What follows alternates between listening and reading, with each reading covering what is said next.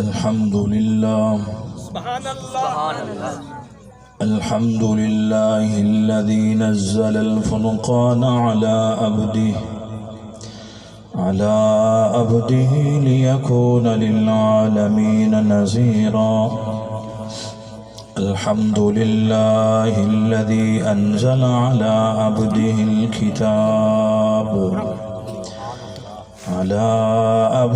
الكتاب ولم يجعل له عوجا.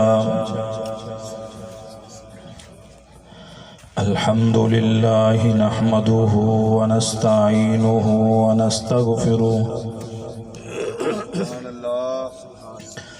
ونؤمن به ونتوكل عليه ونعوذ بالله من شرور أنفسنا ومن سيئات أعمالنا. من يهده الله فلا مضل له ومن يضلله فلا هادي له. ونشهد أن لا إله إلا الله وحده لا شريك له. ونشهد أن سيدنا وسندنا وحبيبنا وكريمنا وشفيعنا وملجانا ومأوانا محمد عبده ورسوله أرسله بالحق بشيرا ونذيرا. أما بعد فيا أيها الناس أعوذ بالله السميع العليم من الشيطان الرجيم. بسم الله الرحمن الرحيم. وعلى الثلاثة الذين خلفوا حتى إذا ضاقت عليهم الأرض بما رحبت وضاقت عليهم أنفسهم وظنوا أن لا ملجأ من الله إلا إليه ثم تاب عليهم ليتوبوا إن الله هو التواب الرحيم.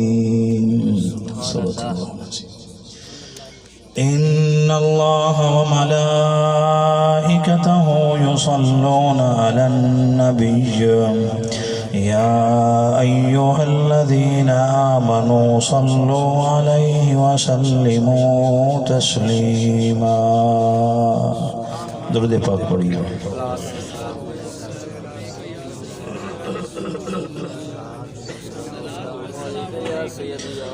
بلند آواز سے ثواب کے لیے سے پڑھیں. الصلاة والسلام علیک یا سیدی یا رسول اللہ.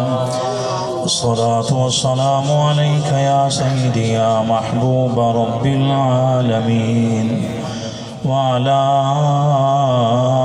آلك وأصحابك يا سيدي يا رحمة للعالمين.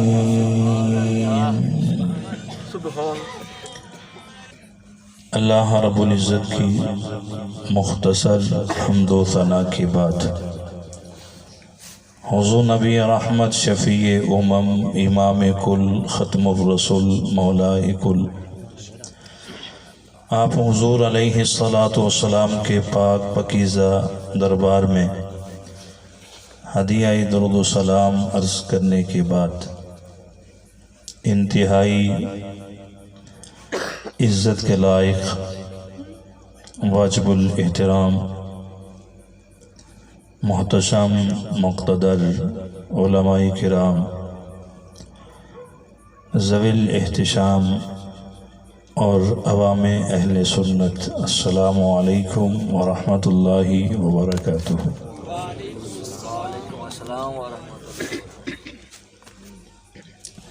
آج کا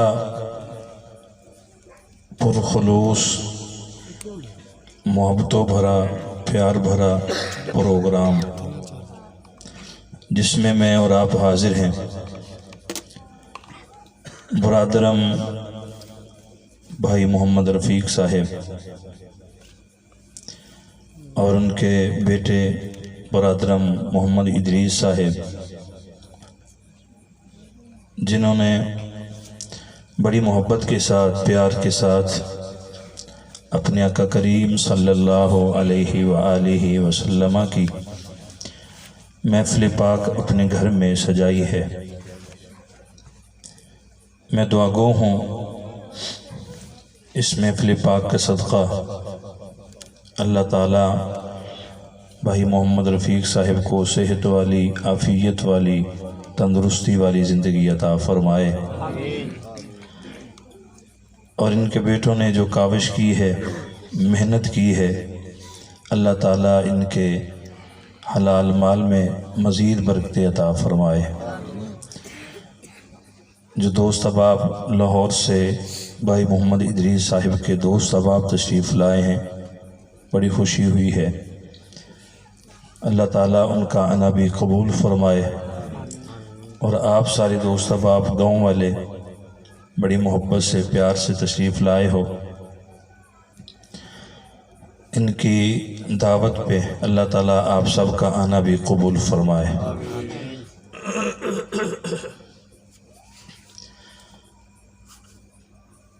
قرآن مجید فرقان حمید برہان شید کا 10واں پارہ سورہ توبہ سے ایک آیہ مقدسہ آپ دوست احباب کے سامنے تلاوت کرنے کا شرف حاصل کیا ہے۔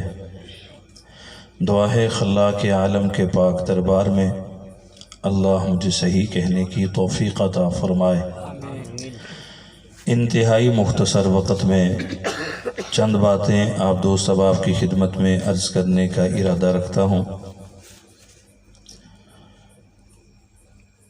میرے ذمے دوست احباب نے جو عنوانات لگائے ہیں وہ ایک نہیں ہیں، دو نہیں ہیں، بلکہ 3 ہیں۔ جو خطیب ایک موضوع پہ بولنے والا ہوتا ہے اس کے لیے، اپنی ذات کے لیے یہ تھوڑی سی پرابلم بن جاتی ہے، چونکہ میرے جیسا خطیب ہو تو اس کی ویڈیو بھی بنائی جاتی ہے، پھر آگے لوگ سنتے بھی ہیں، اور سمجھدار لوگ پھر یہ فیصلہ بھی کرنے میں جلدی کرتے ہیں کہ خطیب ایک موضوع پہ نہیں بولا۔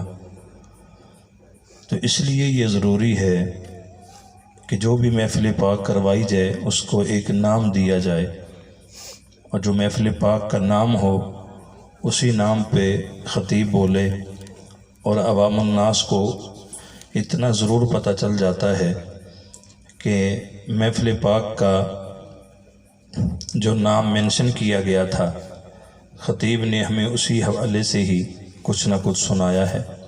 بہرحال میں کوشش کروں گا قرآن سے چند باتیں آپ دوست احباب کی خدمت میں عرض کر سکوں۔ جو بھی بیان کروں اللہ کے پاک پاکیزہ دربار میں دعا ہے اللہ ہمیں پوری زندگی اس پہ عمل کرتے رہنے کی توفیق عطا فرمائے۔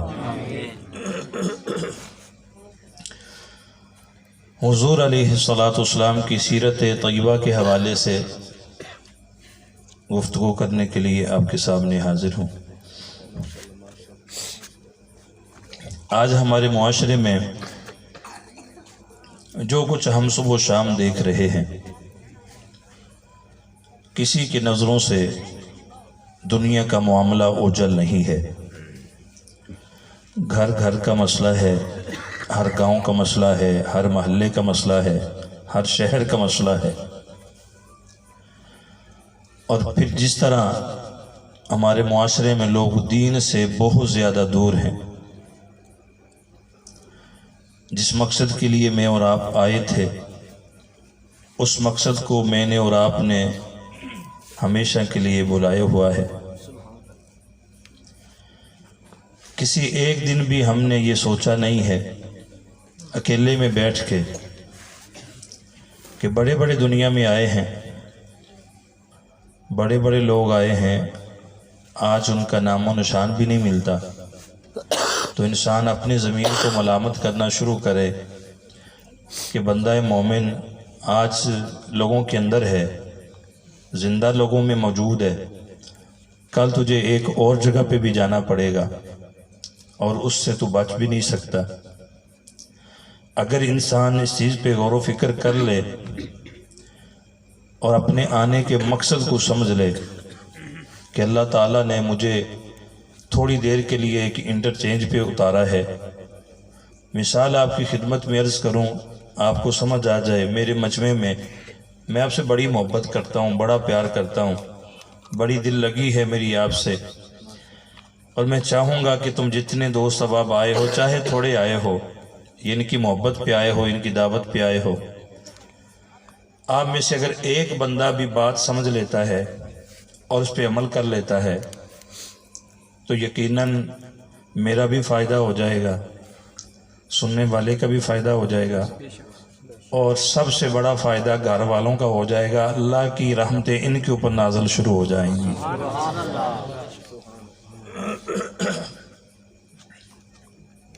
اللہ تعالیٰ نے انسان کو انٹرچینج پہ اتارا ہے۔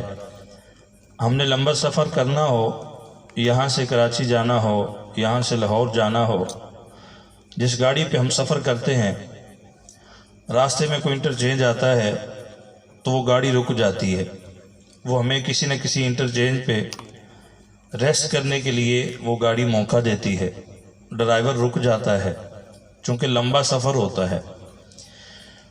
اب وہاں پہ ہم بوتل پیتے ہیں، چائے پیتے ہیں، فریشمنٹ اپنی حاصل کرتے ہیں، لیکن وہ گاڑی ادھر کتنی دیر کے لیے رکتی ہے؟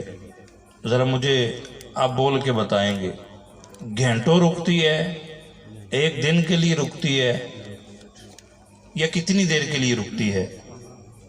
تھوڑا سا سمجھیے میری باتوں کو اور ادھر انہیں جگہ دیجیے۔ اور اگر انٹرچینج پہ اترنے والے لوگ، ان میں سے دو آدمی سائڈ پہ ہو کے باتیں شروع کر دیں اور پھر اپنے گاؤں کی باتیں شروع کر دیں، اپنے محلے کی باتیں شروع کر دیں، اپنے دوستوں کی باتیں شروع کر دیں، لگے رہیں کرتے رہیں باتیں، تو گاڑی کے مسافر انہیں بیوقوف کہیں گے کہ نہیں؟ بولیے، سارے بولیں گے آپ، وہ بیوقوف کہیں گے اور یہ کہیں گے ان کو اٹھاؤ پاگل خانے میں دے کے آؤ۔ ہم نے لمبا سفر کرنا ہے، گاڑی رکی ہے فریشمنٹ کے لیے، گاڑی رکی ہے واش روم جانے کے لیے، گاڑی رکی ہے تھوڑی دیر کے لیے، اور انہوں نے اپنی پچھلی باتیں شروع کر رکھی ہیں۔ ہمارا ٹائم ضائع ہو رہا ہے۔ سورہ ملک پڑھیں تو جو مثال دی ہے، اللہ نے یہی مثال اپنے قرآن میں بیان کر دی ہے، لیکن سمجھ جس کو آ جائے، خطیب کا انداز ہونا چاہیے سمجھانے کا، خطیب کے پلے کوئی چیز ہونی چاہیے تاکہ عوام الناس جو سننے والی ہے ان کو مشکل سے مشکل بات بھی حلوہ بنا کے پیش کر دے، تاکہ وہ گھروں میں جا کے بھی فیصلہ کریں، ہاں یار بات سنی ہے واقعی قرآن کی، قرآن نے سچ کہا ہے، میں واقعی انٹرچینج پہ اترا ہوں۔ قرآن کی سورہ ملک ہے، الذی خلق الموت والحیات لیبلوکم ایکم احسن عملا۔ نوجوانوں سے ہاتھ جوڑ کے ایک فیصلہ لینا چاہتا ہوں۔ قرآن کہتا ہے الذی خلق الموت والحیات لیبلوکم ایکم احسن عملا۔ پھر پڑھتا ہوں آیت، الذی خلق الموت، اللہ فرماتا ہے ہم نے موت کو پیدا کیا ہے، ہم نے زندگی کو پیدا کیا ہے، زندگی یعنی حیات کو پیدا کیا ہے، ہم نے موت کو پیدا کیا، ہم نے زندگی کو پیدا کیا۔ میں آپ سے ایک سوال کرتا ہوں، ہمیں پہلے زندگی ملی ہے یا موت؟ پہلے زندگی ملی ہے، میں اور آپ زندگی گزار رہے ہیں، ہمیں تھوڑی دیر کے بعد، کچھ دنوں کے بعد کسی کو موت ملے گی، کچھ گھنٹوں کے بعد کسی کو موت ملے گی۔ معاشرے میں مل رہی ہے کہ نہیں؟ بولیے، ہر منٹ میں ایک بندہ دنیا سے جا رہا ہے، ہر سیکنڈ میں ایک بندہ دنیا سے جا رہا ہے اور آ بھی رہا ہے، سلسلہ اللہ کا جاری و ساری ہے۔ قرآن کہتا ہے الذی خلق الموت، اللہ نے موت کو پیدا کر دیا، والحیات، زندگی کو پیدا کر دیا۔ اب زندگی ہمیں پہلے ملی ہے، قرآن نے زندگی کو بعد میں بیان کیا ہے۔ قرآن کہتا ہے اللہ نے موت کو پیدا کیا، اللہ نے زندگی کو پیدا کیا۔ ہم سوال کرتے ہیں اللہ تعالیٰ سے، میرے مالک زندگی ہمیں پہلے ملی ہے، موت بعد میں ملنی ہے، لیکن تو نے قرآن میں موت کا ذکر پہلے کر دیا ہے، زندگی کا مسئلہ بعد میں بیان کیا ہے، آخر وجہ کیا ہے؟ اللہ فرماتا ہے یہی بات میں تمہیں سمجھانا چاہتا ہوں۔ یہ جو تم اپنے لیے زندگی سمجھ رہے ہو نا، یہ تو میں نے تمہیں تھوڑی دیر کے لیے انٹرچینج پہ اتارا ہے، فریشمنٹ اپنی کر لو، کچھ اپنے لیے جمع کر لو، کچھ لے لو دکانوں سے، کچھ لے لو دین کے اندر سے، کچھ لے لو قرآن سے، کچھ لے لو ہاں میرے محبوب علیہ السلام کی شریعت سے، اس کے بعد تم موت والی گاڑی پہ سوار ہو جاؤ گے۔ اور ہمارے نزدیک ہم نے موت کا ذکر بعد میں، زندگی کا ذکر بعد میں کیا ہی اس لیے ہے، ہم اس زندگی کو زندگی سمجھتے نہیں ہیں۔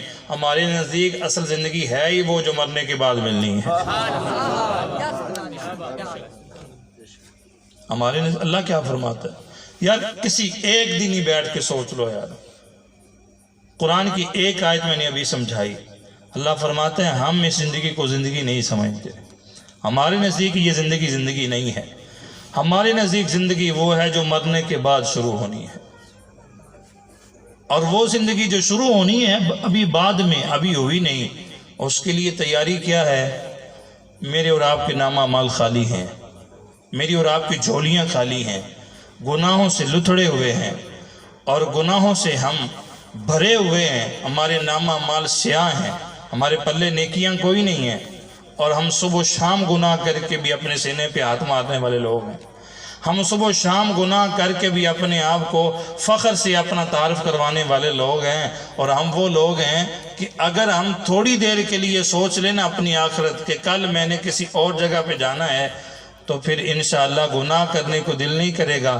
کائنات کے محبوب علیہ السلام نے فرمایا تھا ایک وقت آئے گا لوگ باہر نکلیں گے تو گناہ مقناطیس کی طرح لوگوں کو اپنے قریب لے کے آئیں گے، کھینچیں گے، لیکن جو بچ گیا اصل میں میرا امتی وہی ہوگا۔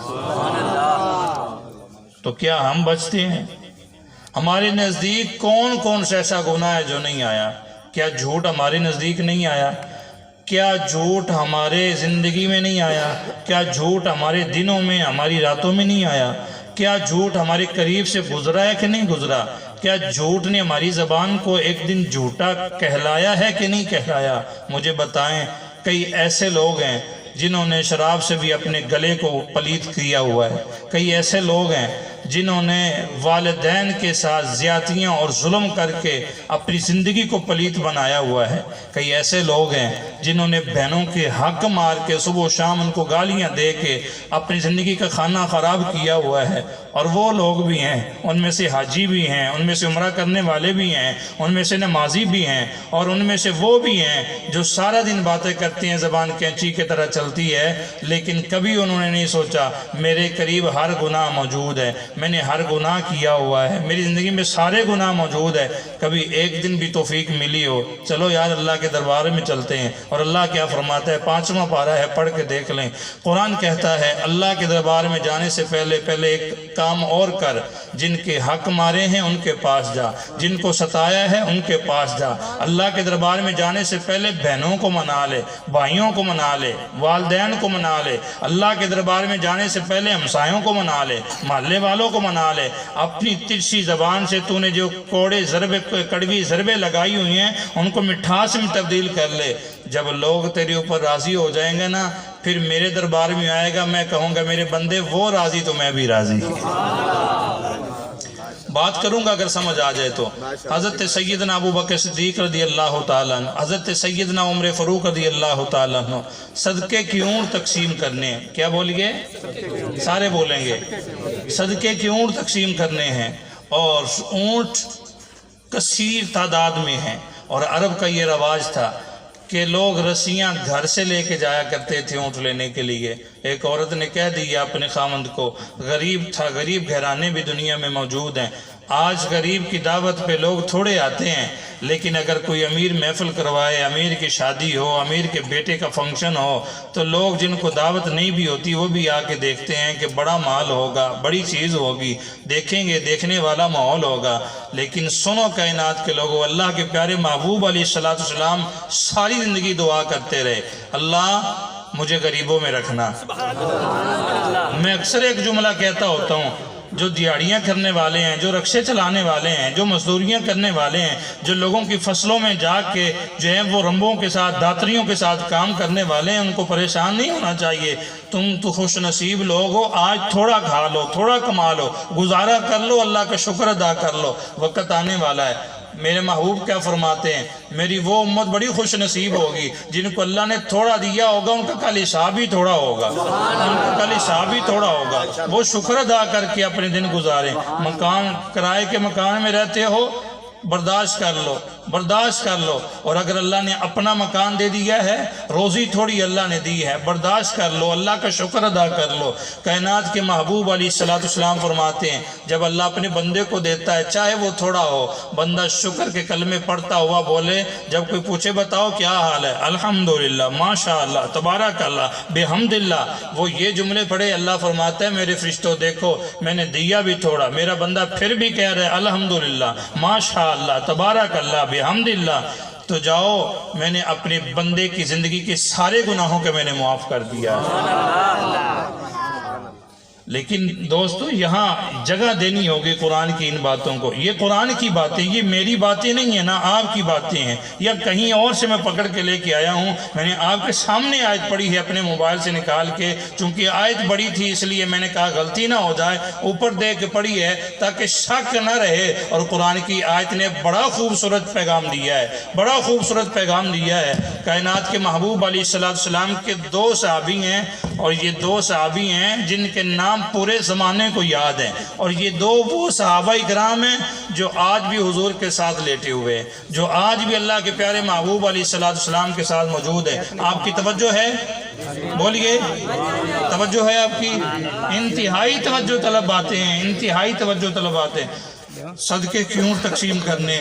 ایک عورت اپنے خامند کو کہتی ہے یہ رسی لے لو اور جاؤ، صدقے کیوں تقسیم ہو رہے ہیں، وہاں جا کے یہ رسی کسی اونٹ کے گلے میں ڈالنا اور لے آنا گھر میں۔ ہم بھی دور سے پانی لے کے آتے ہیں، اونٹ پانی کے کام آ جائے گا، اور اونٹ ہماری سواری کے لیے کام آ جائے گا۔ لوگوں کے پاس اونٹ ہیں، وہ اپنے اونٹوں پہ بیٹھ کے باغوں میں جاتے ہیں، ٹھنڈی ہوائیں لیتے ہیں، ٹھنڈی چھائیں لیتے ہیں، اور پانی بھر کے لاتے ہیں۔ دیکھو ہمارے کندھے تھک جاتے ہیں پانی اٹھا اٹھا کے، اور یقین جانیے کائنات کے محبوب علیہ السلام کے ان دو صحابہ کرام نے جب اونٹ تقسیم کرنے شروع کیے، آپ کی توجہ چاہوں گا، تو اعلان کر دیا ہم سے اونٹ لینے کے لیے وہ بندہ آئے جس کو ہم پیغام بھیجیں۔ جیسے ہم شناختی کارڈ، جس طرح ہم شادی کارڈ بھیجتے ہیں تو وہی بندہ ہماری شادی میں آتا ہے، جس کو نہیں بھیجتے وہ نہیں آتا۔ ادھر بھی پیغام بھیجا گیا، اعلان کر دیا گیا جس کے گھر میں ہمارا کارڈ پہنچے، جس کے گھر میں ہمارا پیغام پہنچے، صدقے کے اونٹ لینے کے لیے وہی آئے۔ طریقہ کار کیا اپنایا تھا کہ جو بالکل مسجد نبوی شریف کے قریب ترین محلہ تھا، پہلے اس کا نمبر لگایا، پھر دوسرے محلے کا نمبر لگایا، پھر تیسرے محلے کا نمبر لگایا، غریب کوئی ایک گھر بھی نہیں چھوڑا، اور سب سے پہلے جس محلے کی باری تھی، یہ بندہ اس محلے سے آنے والا نہیں ہے، اس گھر میں پیغام نہیں پہنچا، اس کے کانوں تک آواز نہیں پہنچی، اس کا نمبر آنا تھا 2-3 دن کے بعد، لیکن یہ پہلے دن ہی آ گیا، اور رسی ہاتھ میں پکڑاتا ہے، مجھے اونٹ دے دیں۔ حضرت سیدنا ابو بکر صدیق کیا فرماتے ہیں، یہ میرے نبی کے شاگرد ہیں، حضور استاد ہیں، اور جو استاد ہیں ان کے شاگردوں کا یہ حال ہے تو بتائیں نا استاد کی شان کیا ہوگی، جن کے شاگرد ایسے ہیں تقوی والے، اور تقوی کے پہاڑ۔ ابھی دیکھیے گا کیا بنتا ہے، رسی پکڑائی، حضور مجھے بھی اونٹ دے دیں۔ کہا تمہارے گھر پیغام پہنچا تھا، تمہارے گھر میں ہمارا اعلان ہوا تھا؟ نہیں ہوا تھا، میں دوسرے محلے سے آیا ہوں۔ بخاری پڑھیے، مسلم پڑھیے، حضرت سیدنا ابو بکر صدیق رضی اللہ تعالیٰ عنہ آپ فرماتے ہیں یہ رسی لے لے چل اپنے گھر، جب پیغام نہیں پہنچا پھر کیوں آئے ہو؟ وہ واپس آیا تو اس کی آنکھوں میں آنسو چھلک رہے تھے، آنکھوں سے آنسو جو ہے وہ لحیہ کی طرف آ رہے تھے، داڑھی کی طرف آ رہے تھے۔ اب اللہ تعالیٰ بھی دیکھ رہا ہے، کائنات کے محبوب علیہ السلام کے دو صحابہ کرام اونٹوں کے واڑے میں کھڑے ہوئے ہیں، رسی پکڑا دی ہے، بندہ روتا ہوا گھر کو جا رہا ہے، لیکن سنیے تھوڑی دیر ہوتی ہے، سیدنا ابو بکر صدیق رضی اللہ تعالیٰ کو خیال آتا ہے وہ جو بندہ جس کی رسی میں نے واپس کی تھی وہ کہاں گیا؟ اس کو رسی میں نے ایسے ماری ہے، وہ پیچھے چلا گیا ہے، وہ روتا ہوا واپس گیا ہے۔ اتنی فکر لاحق ہوئی، اتنی فکر لاحق ہوئی، کہیں اللہ کے دربار میں اس بندے نے میری شکایت کر دی تو ابو بکر تیرا بنے گا کیا؟ ابو بکر تیرا کیا بنے گا؟ بلاتے ہیں اور پھر بلایا جاتا ہے، اس بندے کو کہتے ہیں، یہی نقطہ میں نے دیا تھا شروع میں اور اسی نقطے پہ بات اینڈ کر رہا ہوں اس حدیث کی۔ حضرت سیدنا ابو بکر صدیق فرماتے فرماتے ہیں بھائی تو دوسرے محلے سے آیا تھا، ہم نے اس محلے کے لیے اعلان کیا تھا، غلطی تیری تھی، لیکن میں نے تجھے جھڑکا ہے نا جو تھوڑا سا، ہاں مجھے معاف کر دے، مجھے معاف کر دے کر اللہ کے دربار میں شکایت نہ کرنا، اللہ کے دربار میں ابو بکر کی شکایت نہ لگانا۔ اونٹ بھی دیا، غلہ بھی اوپر لاد کے دیا، کہا لے جاؤ بچوں کے لیے، اس اونٹ کے اوپر پانی لے کے آنا، اس اونٹ کے اوپر غلے لے کے آنا، اپنی سواری کے لیے استعمال کرنا۔ اب اس بندے کو جو کہ غریب ہے راضی کرنے کی کوشش کر رہے ہیں، اس نے اونٹ کی رسی پکڑی تو کہتے ہیں ٹھہرو، پہلے یہ بتاؤ تم نے ابو بکر کو معاف بھی کیا ہے کہ نہیں کیا؟ پہلے یہ بتاؤ تم ابو بکر کے اوپر راضی بھی ہوئے ہو کہ نہیں ہوئے ہو؟ تم نے ابو بکر کے اوپر تم راضی ہوئے ہو یا نہیں ہوئے ہو؟ جب اس نے کہا ہاں میں راضی ہوا ہوں، تو حضرت سیدنا ابو بکر صدیق اللہ کے دربار میں دعا کرتے ہیں، اللہ میں تیرا شکر ادا کرتا ہوں کہ تیرے نبی کی امت کا ایک ماڑا بندہ میرے اوپر راضی ہو چکا ہے۔ سبحان اللہ۔ تو پہلے راضی کرو گے تو بھائی اللہ راضی ہوگا۔ جن کے دل دکھائے ہیں پہلے ان کو راضی کرنا ضروری ہے۔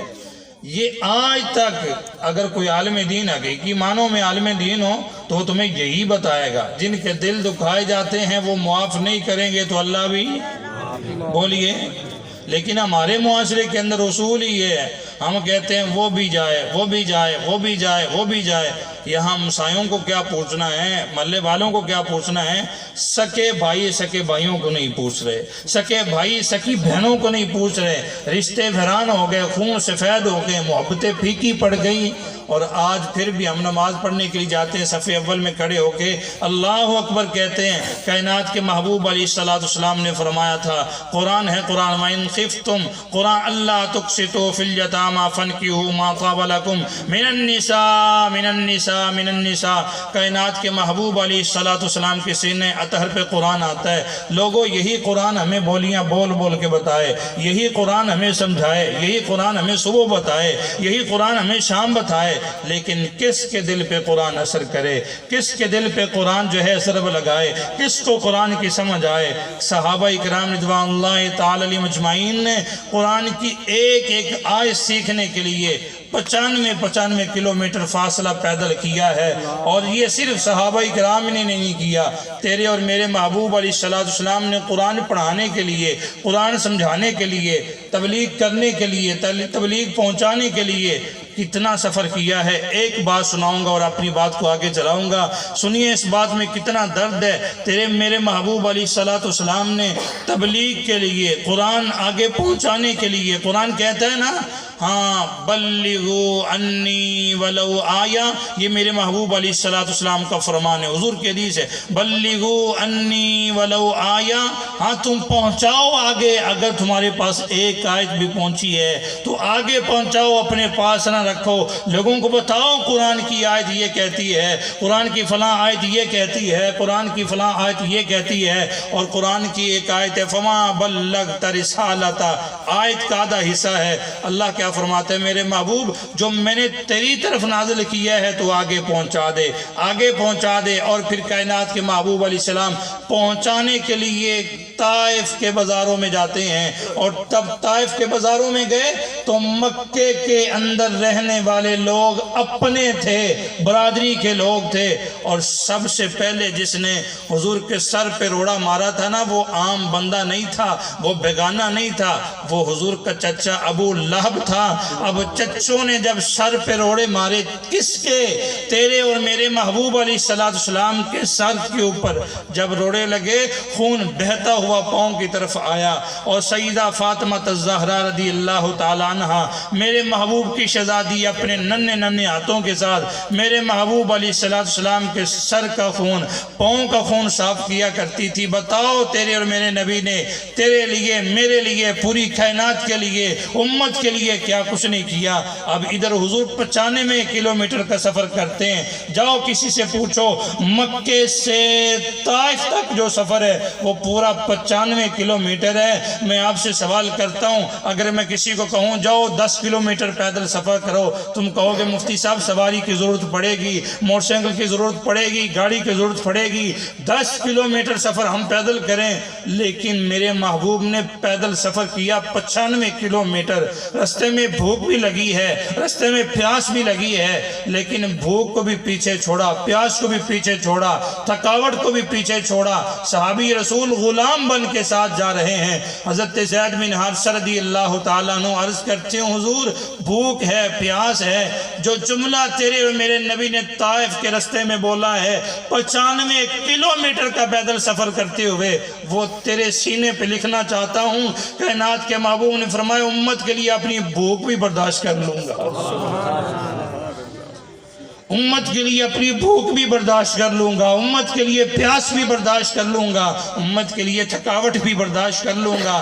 اور لیکن جب پہنچے میرے محبوب طائف کے بازار میں تو ایک ڈیرے میں یوں ہی لوگ بیٹھے ہوئے تھے، 3 سردار بنو ثقیف کے، بنو ثقیف قبیلے کے 3 سردار بیٹھے ہوئے تھے۔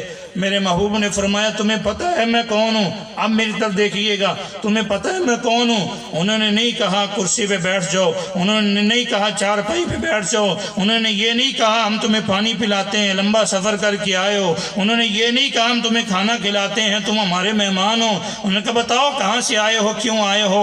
تیرے اور میرے محبوب علیہ السلام نے فرمایا میرے سینے اطہر پہ اللہ کا قرآن آتا ہے، میں نے چاہا کہ میں تمہیں سنا دوں، میرے دل میں آیا کہ میں تمہارے تک پہنچا دوں۔ انہوں نے کہا اچھا بتاؤ پھر۔ میرے محبوب نے وہ آیت پڑھی جس میں اللہ کی توحید واضح واضح نظر آتی ہے۔ کائنات کے محبوب علیہ السلام نے اس کے بعد پھر وہ آیت پڑھی جس کے اندر میرے محبوب علیہ السلام کو یہ خوشخبری دی گئی میرے محبوب آپ پوری کائنات کے لیے رحمت ہیں، آپ پوری کائنات کے لیے نبی ہیں، آپ پوری کائنات کے لیے رسول ہیں۔ جب یہ آیت پڑھی نا بنو ثقیف کا پہلا سردار بولتا ہے، توجہ پہلا سردار بولتا ہے اخرج من بلدنا، ہمارے شہر سے نکل جائیے، اخرج من بلدنا، نکلیے ہمارے شہر سے۔ یہ کس کو نکالا جا رہا ہے؟